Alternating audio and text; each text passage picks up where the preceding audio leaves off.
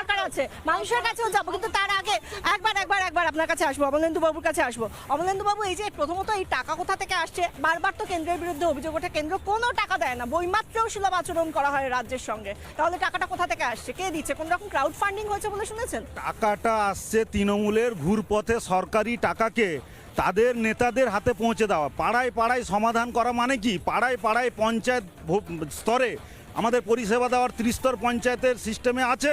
তা সত্ত্বেও আজকে 15 বছর সরকার চালানোর পরে তারা ত্রিস্তর পঞ্চায়েতকে কাজে লাগাতে পারেনি, লুটতারাজ করেছে। আর ভোটের আগে তৃণমূল কংগ্রেস যখন কেন্দ্রীয় সরকারের কাছে হিসাব দিতে না পেরে বিভিন্ন যোজনার টাকা ঠিকভাবে পাচ্ছে না চুরি করতে, তখন কি করছে, সরকারের টাকা চুরি করে তৃণমূলের পঞ্চায়েতের দলীয় নেতাদের হাতে, তৃণমূলের দলীয়, আরে মশাই, চোর চোর স্লোগান কে তুলেছে? চোর স্লোগান